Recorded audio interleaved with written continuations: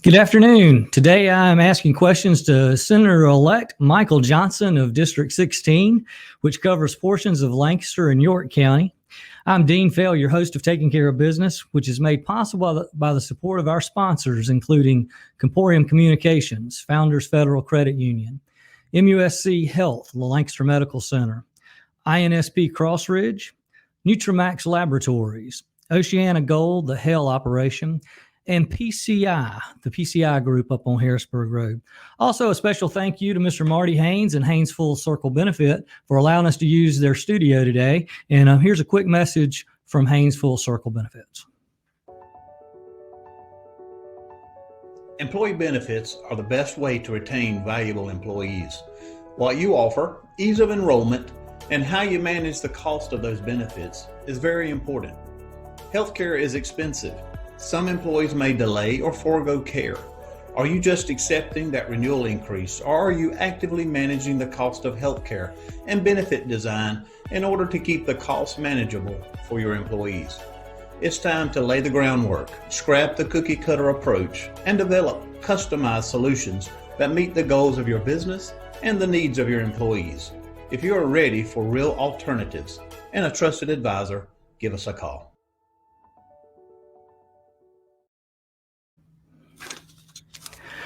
Michael, good afternoon. How are you? Doing well, Dean. How are you today?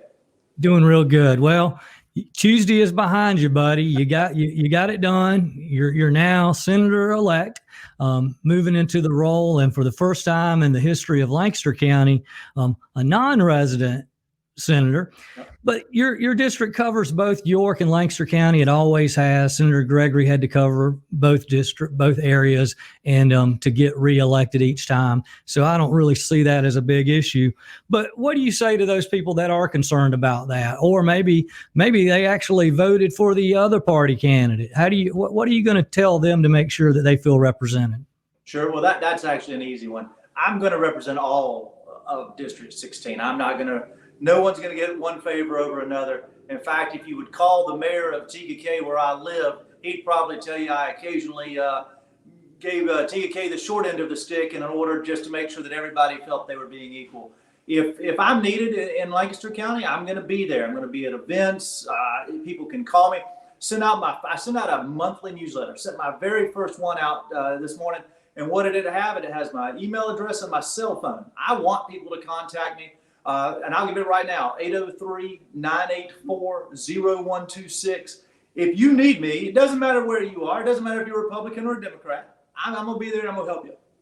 Well, Michael, I appreciate it. And I know that to be the case. I've known you now for probably 20 years, I guess, dating back to my days in York County. Followed your career with the Fort Mill School District onto the York County Council. So you understand what constituency service is and representing the people. I know you'll do a great job. So tell us, what's your first task now as an elected official going to Columbia? I think what I've really got to do is just learn, listen and learn. Next week, I'm going to an orientation. I got a call yesterday from one of the senators who said, hey, you make sure you show up to orientation. He said, it took me 6 months just to figure out where the bathroom was. What I need to do is I need to get down there and just start learning. And I'm going to lean heavily on Greg Gregory. I've already called Greg and told him he's going to be on my speed dial. And when I have a question and I didn't know how this all interacts, I'm going to be there. Luckily, though, I've got 7 years on the school board, 8 years on the county council, serve on RFATs. I have a good understanding of what it's going to take. I just want to get down there and get to work. Sounds good. So I know you and I've talked a few times. I know roads are very important to you, particularly for this area with the need for that. Not to put words in your mouth, but would that be your top priority going down to Columbia over the next 4 years, or is there another item that you'd list higher than that? Well, I tell you, I have many priorities, but roads has to be right there at the very, very top. I mean, let's be honest. And I said this all the time on the campaign trail. For every dollar that District 16 sent to Columbia, we got 54 cents back. We just got to change the funding formula. Lancaster's the fastest growing county in South Carolina, one of the fastest, top 15 in the nation. We've got to keep our road money here. I'm not asking for millions of new money. I'm just asking you to give me the money that I have. Let me keep it. Let's start fixing our roads. One of the things I'm most proud of is our last RFATS meeting. I was able to get it, and it's going to be voted on November the 20th, a study for the 521 corridor by RFATS. We get that corridor studied, we can then start allocating money at an RFATS level for 521, and hopefully we can get a matching grant out of the SIB. And instead of the pennies program taking it from the border down to Marvin Road, we can extend it even miles longer on past Marvin Road. And that is one of my number one goals for the first few years I'm in the legislature. Well, and you've got some extra leverage with that now. After Tuesday's election, the capital sales tax project in Lancaster County passed, and that includes quite a bit of funding for 521 expansion.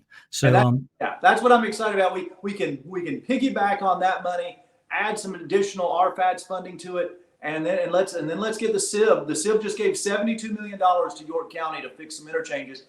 Imagine what $40-50 million from the SIB would do for 521. It would be phenomenal. And you certainly have firsthand experience in York County with Pennies for Progress, getting road projects done. So I'm excited about the potential for that for us here. You mentioned growth in that comment. With growth, the challenge always comes with how do you deal with it? I know in Fort Mill, impact fees have been passed over there. Lancaster County's looking at it here. The Lancaster County School District's looking here. Are there any other items that can be done in Columbia to help with either managing that growth or paying for that growth? I always like to say growth is fine as long as it's quality, sustainable growth. And when it gets out of hand, then it's hard. You're kind of behind the eight ball. But anything you can really do for us down there? You've been firsthand in this for a while. Well, I think what I really can do is try to get state government to get out of the way of local government. I mean, I've spent 8 years on the county council, butting my head up against whether it's SCDOT, DHEC, whatever, name an alphabet state agency. I probably butted heads with them at some point. What I want to do is go down there and just unlock Lancaster's potential, unlock York County's potential, and let local officials do what they do best, which is, I say this a lot, best decisions aren't going to be made in Columbia. That ain't going to happen. Best decisions are made in Lancaster. They're made in Indian Land. They're made in Fort Mill and Antigua Cay. So what I really want to do is kind of bring that back. I want to make sure that the local officials have access to funds, and then they have the authority to make decisions. And then I really want to work very closely with them. I've already started, having regular conversations with members of the Lancaster County Council. We're going back and forth and then bouncing ideas about growth and how we study it. And really, growth is like water going down the hill. It's going to go whichever the easiest way is. And what you want to do, you want to kind of rein that in and make it something where 20 years from now, you're proud to still live in Lancaster County. And you just don't feel like you're a suburb of Charlotte. You still have your own identity. And I think that's what we really have to work on, both at the state level and at a local level. Absolutely. Well, I know you and I both serve on the Upper Palmetto Y board, and the new Indian Land Y just opened, something that you and I are both proud of and the Y's proud of. What's the outlook, now with the state budget is kind of constricted due to COVID. We had some surplus money in there. But any priorities that you have kind of early on your hit list that you might would want to try to help the county, either here in Lancaster County or in York County, accomplish over the next 4 years? Well, what I think is I'll be very honest with you. I don't want to make any promises that I'm not going to be able to deliver. I'm going to be a freshman senator in Columbia, and I'll be lucky if they occasionally let me raise my hand from the back of the room for the first couple of months. But what I'm really going to do is go down there, try to figure out, hey, how do I make alliances? How do I create a group of people who want to help Lancaster County? And there's a reason you want to help Lancaster County, because I'm going to help Florence County, or I'm going to help Spartanburg County, and we're going to do this together.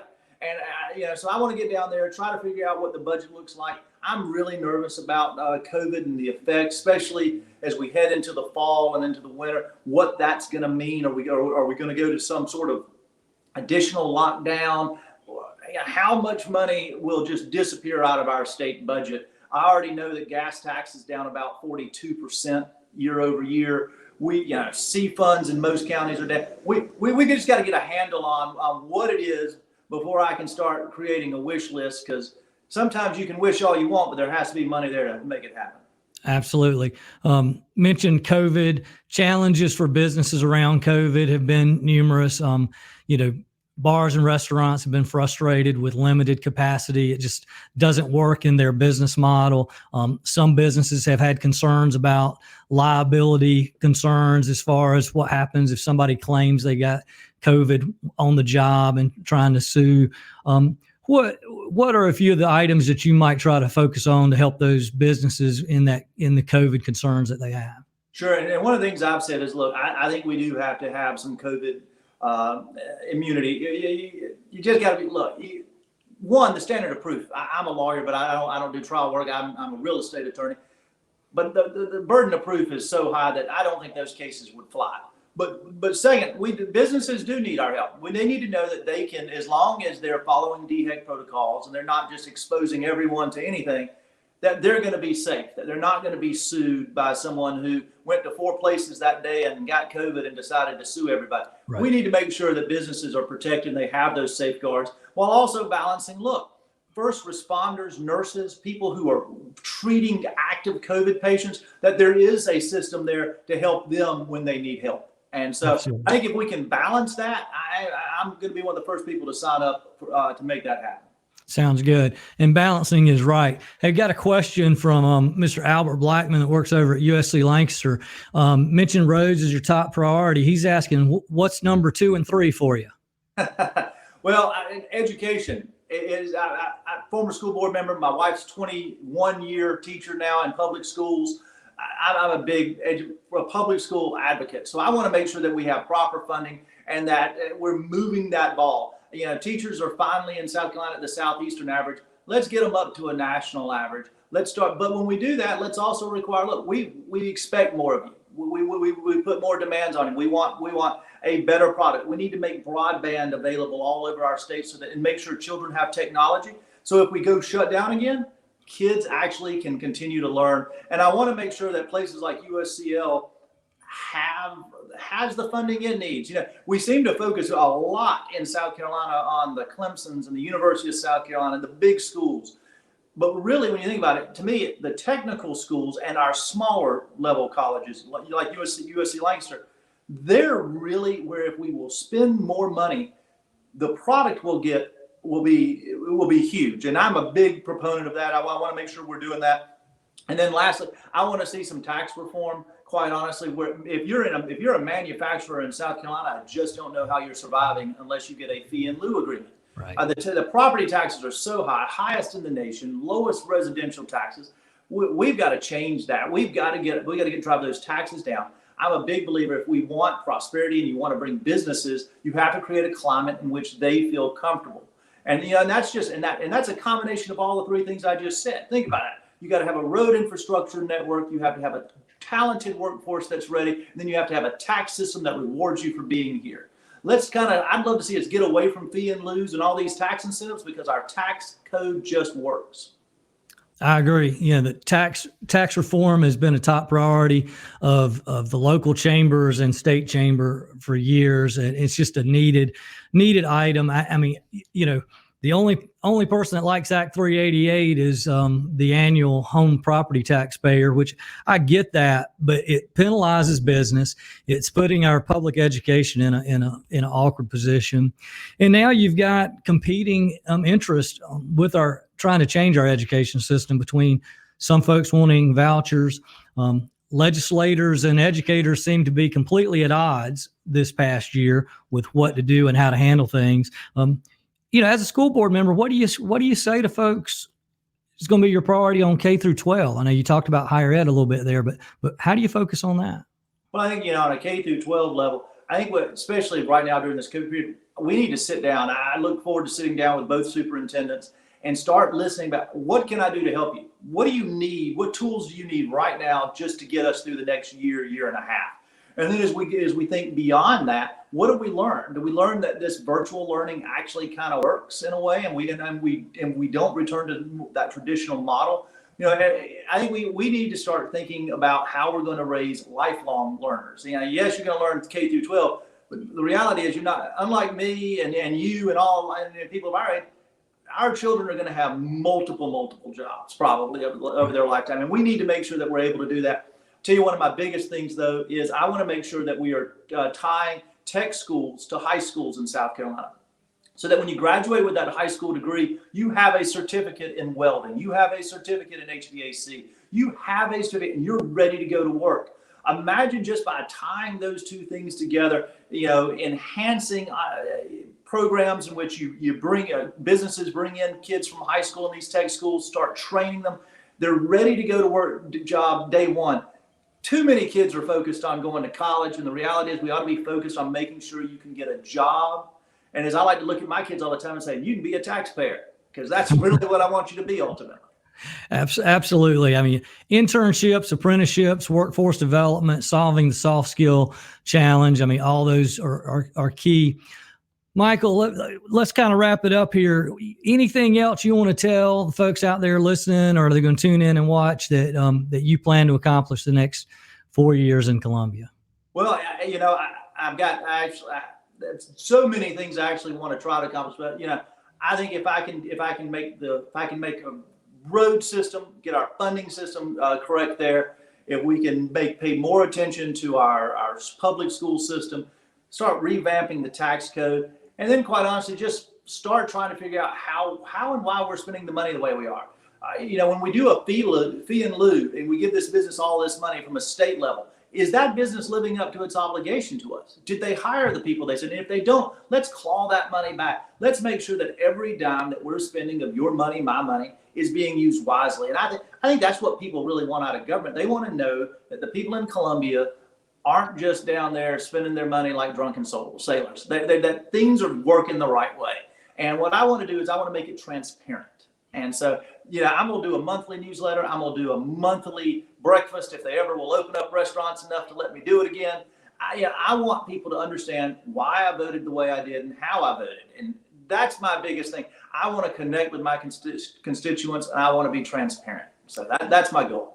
Well, Michael, that sounds great. I appreciate you being on today. Transparency, accountability. Those are two words that are refreshing to hear, and everybody would certainly welcome that back here at home. So thank you again. Congratulations. Look forward to working with you over the next 4 years down in Columbia and here at the local level. Take care, Michael. Appreciate it. All right.